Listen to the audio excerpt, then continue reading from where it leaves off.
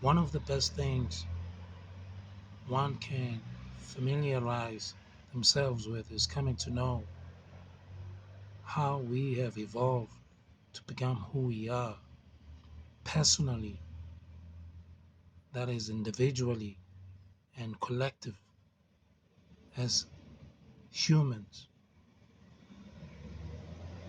Now, for a little cosmology, back in what is known as the cradle of civilization or the cradle of humankind, in the cradle or in the constellation of Lyra, one of the very first creatures to emerge out of creation were the reptilians. Those were the animals that crawled on the ground. Obviously, they were not the only ones because they evolved alongside the mammalians, the mammals, which practically are those that suckle their young after having given birth. Now, you have to understand during the course of that evolution that between these two different creatures, the reptilians, because of their nature, that after having given birth to their young, they abandon their young to fend for themselves. On the other side, the mammals, after having given birth to their young, they suckle and nurture them and teach them all that they know about their civilization and about their culture. So, you see, right here is the split of the different mindsets in the evolutionary path. These are not the only two ones, there's plenty others. But for the point that I'm trying to get across, these two different mindsets are quite critical in explaining what the human genome or the human mindset and consciousness has in terms of the split in personalities. Now, over a very long period of time, obviously, as we came to this planet and we came to planet Earth and having being met with other different life species and life forms, we have come to have such a complex personality, a very complex way of thinking, a very complex mind, and complex personality archetypes, and very complex and sophisticated life form that we have evolved to become.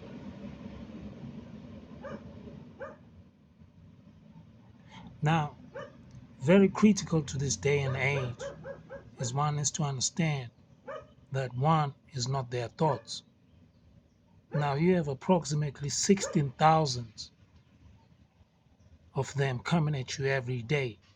Thoughts, some of them good, some of them bad, positive or negative, whatever label you put on them. These are just thoughts, just like emotions. Emotions are not who you are, but emotions are just a band of energy, of frequency that is rising through your being.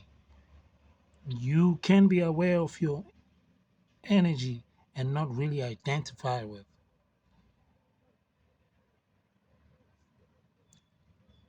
Though your emotions will influence what actions you take, unless you have been working on yourself like a monk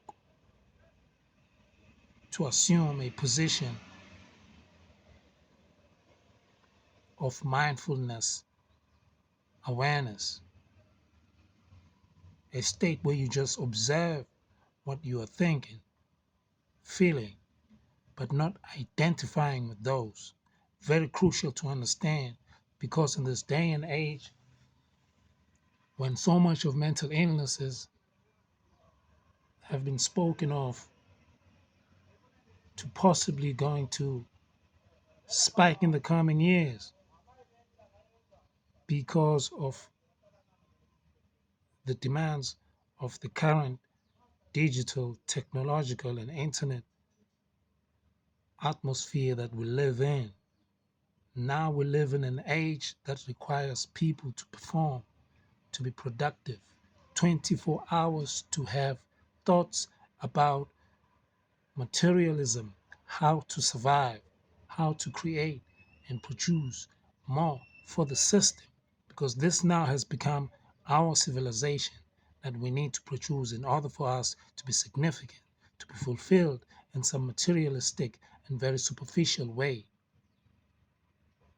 Understand, you need to reconnect with the self, with your authentic inner being, because if you don't know that, if you don't know who you are, you're going to drown in this pool of madness, of chaos.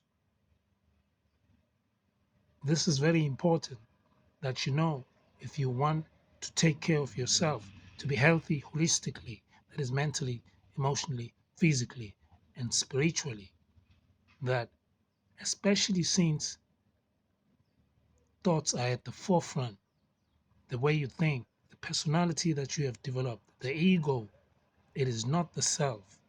Yes, it might be an attempt to express elements within the selves, but the self is very vast. The psyche is very deep and very profound and very complex. It cannot be expressed through a certain mindset or a personality or a certain character. Those are traits and those are components that allow you to express yourself. But the self is very vast, it is very complex, and it is very intricate for you to be able to grasp at any given moment in time. You need to allow it time to express. So don't identify with your thoughts. See your thoughts and allow them to surface and color the mind as they may, so you can be able to catch them as they arise and see. And don't even judge the thought. Let the thought be, whether it be negative, it be positive, it be any other way that you might deem or label it. But don't identify with the thought, so that you can be able to get a sense of what you are thinking and why you are thinking like that. Because when you can get the trigger of the thought, not the thought itself, but that which triggers the thought and that which triggers the emotion, that triggers the feeling, if you can be able to catch that, then now you have gotten into the real self, the authentic self. You can be able to now craft a new path and be able to see where it is that these thoughts emanate from and what it is you can do to change them. That is the only way. With love and respect always. Love. Arrow.